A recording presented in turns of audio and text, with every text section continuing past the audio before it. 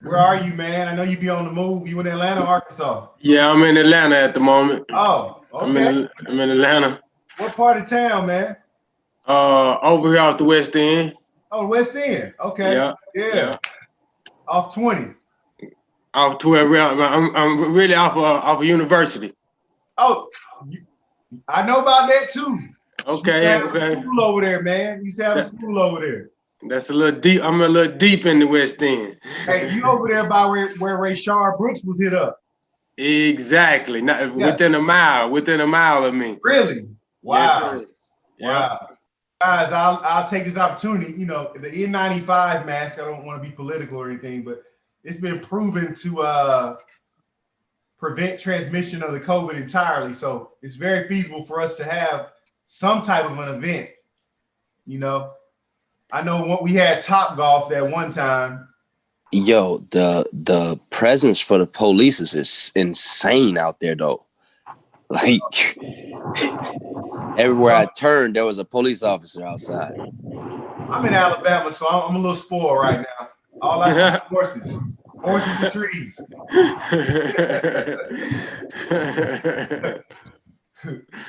That man couldn't even fall asleep in the drive-through of the Wendy's, man. They killed him. You know? Golly. Why couldn't somebody just wake him up, right? You know what I'm saying? That's Atlanta, though. Just drive around him. Everybody nerves on edge. Everybody impatient. You know. I promise. I would have woke him up, man. Hey, y'all. If you notice, when Malcolm talks, he have to use everybody to make himself feel. Oh, I'm sorry. Am I online? Yeah. I'm on my way back to Atlanta. Unfortunately. Joyful morning, everybody. How y'all doing? Right. Well, all right. Morning. Well, here's the thing. Morning. When you become comfortable with yourself, you don't have to say everybody. Oh, I didn't mean to say that. Oh, I'm not muted. Oh, I'm sorry. I'm the host. I'm about to mute you. Don't worry about it. Hey, you said he gonna mind somebody. I would say something. We got guests today, so I'm gonna be on my most professional behavior. Too late for that, brother. If you don't mind, Malcolm, may I say something, being that you're the facilitator?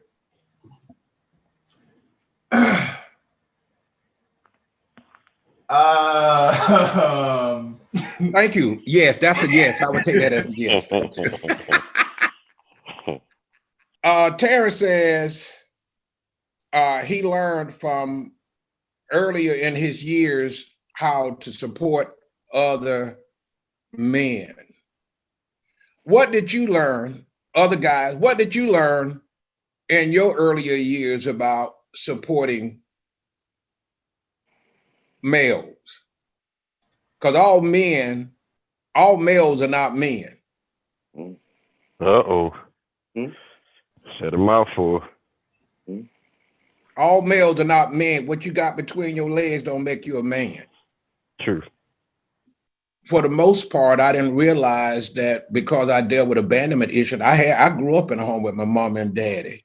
But abandonment issues will alter any form of rejection can take me to a whole different place or took me to a whole different place. The guilt that I personally walked in that was in the back of my head that fueled my abandonment issues. Jacoby. Yes, sir. You know what? You got it, man. Y'all know I always have a different perspective, but my abandonment issues was totally different. I was taught from an early age how to deal with abandonment. And as to hear the guy speaking earlier and to hear Marcus questioning the one brother, it brought me back to about 10 years old. If y'all know, I was raised with my mother and father, but my father used to tell me, he used to scold me, and then he used to say, if you don't like what I'm doing, you can get the hell out of my house. And I started to build a strength inside of me that say, one of these days, I'm going to take you up on that challenge. I wouldn't say it out loud, but I would feel it on the inside, because as I was young, he would threaten me, get out. You would just get out of my house. And I challenge others to do that to your kids. Show them abandonment, but you're still there. You're still there to support them. You're still there to, with a roof over their head. I did the same thing with my girls. Challenge them. You don't like it? Get out. You don't like it? Get out. And, now one is 21, the other one's 26. They don't have any kids. They're self-sufficient. And I'm now doing it with my 12-year-old son. So there's something about that. If you have somebody in your life, I would say challenge them with abandonment early and teach them that, it's okay to feel abandoned. You just have to deal with it on your own level. Just like the brother said, you got to run your own race at your own pace. Hey, Malcolm. Yes, sir. Malcolm is the facilitator. He's taken over where I used to be. My question to you, since you chose 95% of the subject, why did you choose this, and what was the purpose for it, running the race? Okay, I'm going to try to build off of Jeremiah and Terence, who implemented it. The concept of running a race is life being a race, and a race that God gives you up to 120 years to run. The decisions we make affect how long we actually get to run. I was on AA last night. This guy was on AA talking about he has stage 4 lung cancer. He's 70 years old. They told him he got 6 months to live. He's run his race. He's 70 years old, unless barring a miracle, that's it for him. But running a race is about seeing beyond today. And I like how Jacoby approached it, how John approached it. You're dealing with core issues as men. Abandonment is a core issue. That's something, to me, we can all relate to in some way. Look how Jacoby brought it up, but people acknowledging their forms of abandonment. I abandoned my parents. When I graduated, I was so mad at them, I abandoned them. Right. And that's not a good thing. That's not a good thing to abandon your parents. You need them. So I was the one losing off of that. I'm here. Let me say something to you. Maple Men's Empowerment Project Atlanta is a no judgment zone. First of all, we understand confidentiality. This whole organization and everything that I've ever done since I've been clean and delivered from a whole lot of self, mainly me, was birthed out of pain. So this is not an organization that was birthed because we didn't have anything else to do, but it was birthed out of pain. Just like you, I've had some of the same experiences as a young child, not understanding why. Right. What I have learned, what I have with the ED on it, is that pain, passion, purpose, power produce a profit. So this whole organization of men, some of us are more comfortable than others, and many of us have come to understand the power of this brotherhood and understand that we don't discuss other people's businesses in a way to desecrate them, but to build them up.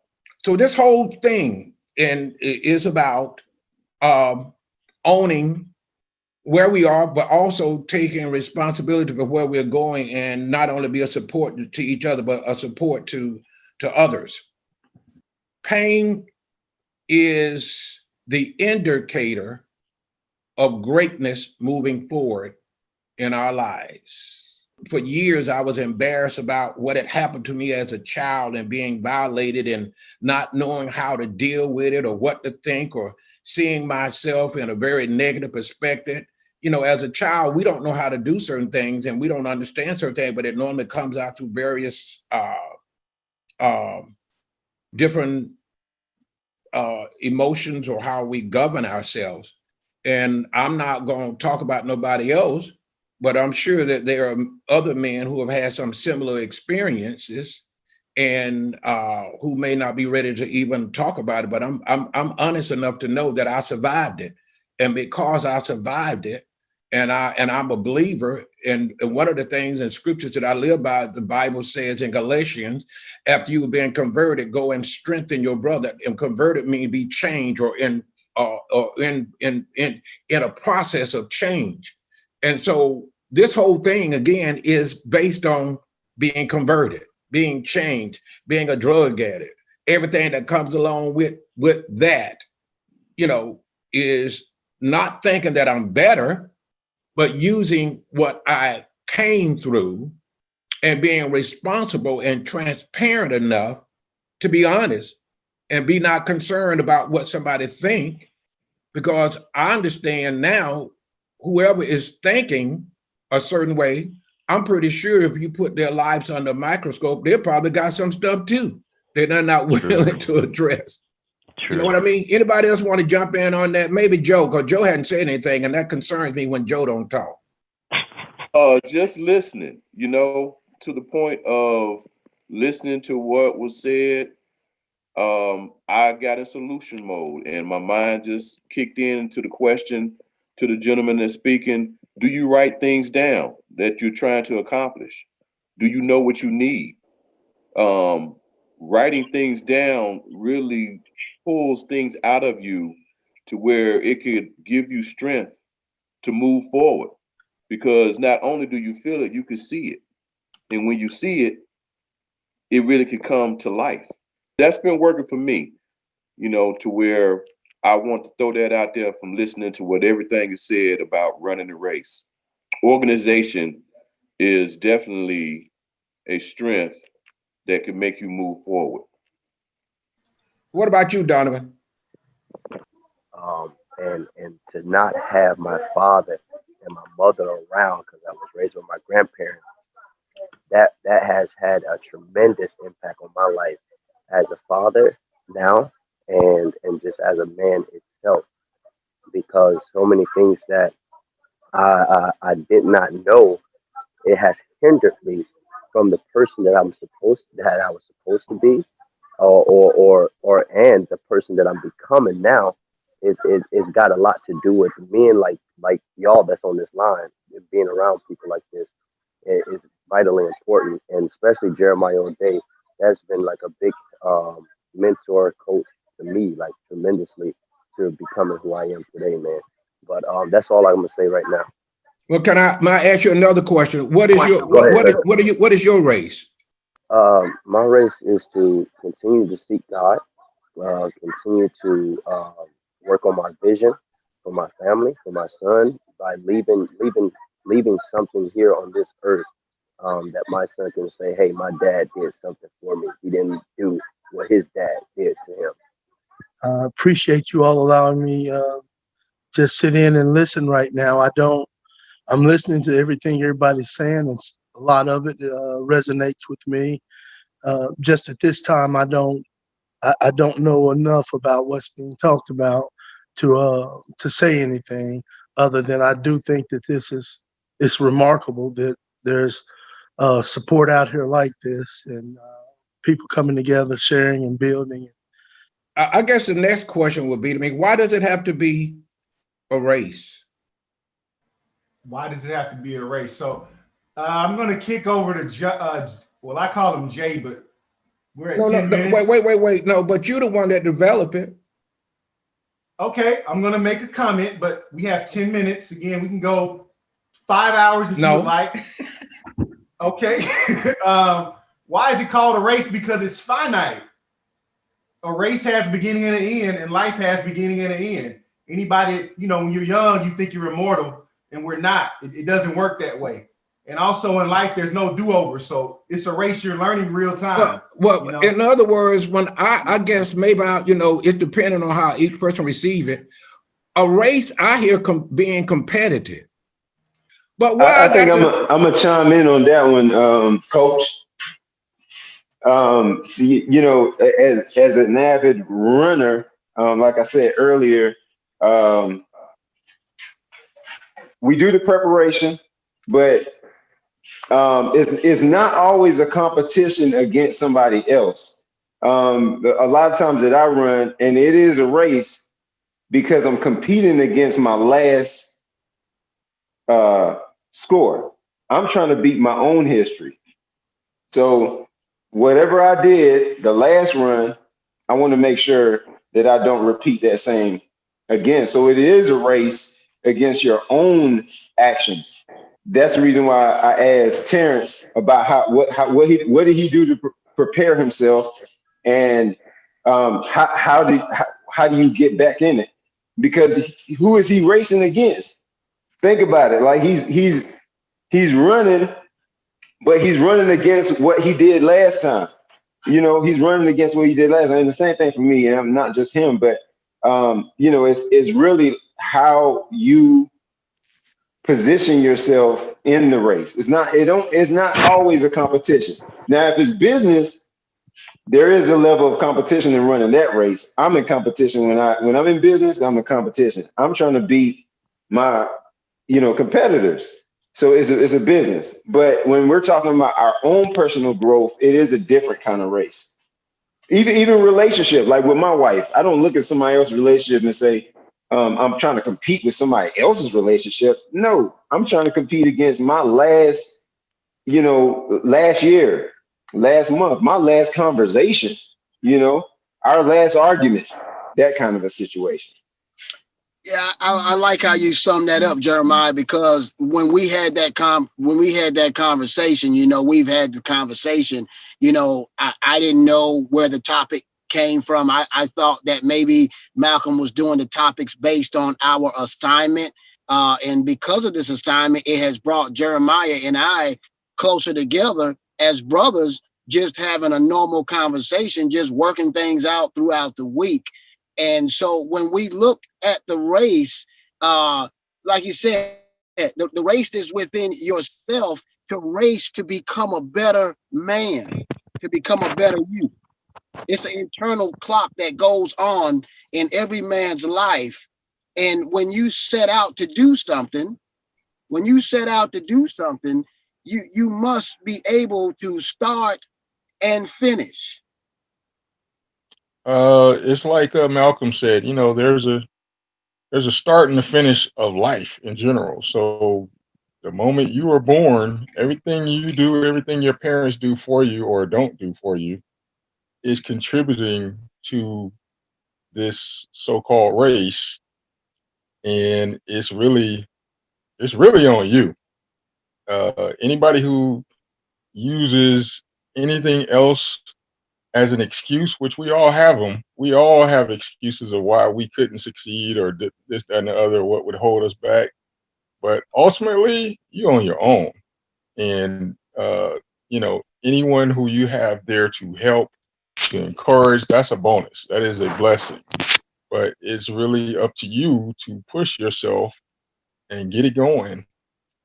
Because as we all know, tomorrow's not promised to anyone. And the sooner we figure that out, the better off we are to take advantage of the time that we have. The race could be long or it could be short. That's to be determined, and everyone's different. So, as a child, like some others that I've heard, uh, my father was gone when I was 2 years old, and I didn't see him again until I was 14. And I've been since determined that would not happen with me and my son. Yet I've been pushed into other circumstances to where I have to fight for that time with me and my son, to the point where I'm in custody battle right now as we speak. But I look at it as, I try to treat everything as a positive and find a solution. Keep it moving, find a solution, turn the negative into a positive, and find a solution. The only time I'm moved by hitting goals if there's another motivation attached to it, which means, is there a meaning behind hitting that goal, especially if it's financial? Money is just money, but if it helps you do something for someone else, that's when I'm moved. I was able to send a housekeeper over to my mom's house to, clean her house for her. She was a maid for freaking 30 years of my life. or her life. And now it's a blessing for me able to send a housekeeper over to her house. That's part of my goal. That helps me be motivated to know that I'm winning a little bit in this race, so-called race. Anything that will help you motivate yourself, get you motivated. I look at it, you're winning a little bit, So that's what I would leave with you guys is incremental progress. The race ain't gonna be won overnight. It never has, never will. Thanks, Jay. I want to thank everybody for a truly impactful call, and whoever got these guys on, good job. I'll tell you, in prayer, what God told me, MEPA double minimum this year. That's 12 to 24. So everybody's important. There's no one person making this happen. I didn't bring not one of these people on this call. Running the race without a plan, time and change will ruin your life. That's Miles Monroe. Without a plan, time and change will ruin your life. Our circumstance is going to be different 10 years from now if we still around. But with that said, we're in MEPA today, so we've won today. Anybody, we used to probably have these crazy Friday nights, right? We was doing stuff we wasn't supposed to do. Look how we set off Saturday to end this week and to go into next week. That's how real men behave. So again, thank you guys for joining the call. Darren has his hand up. Yeah. Darren, what's up, man? Yeah, I just want to say thank you. I want to thank Marcus for inviting me. Thank you very much. I enjoyed it, and I do plan to return. Thank you very much.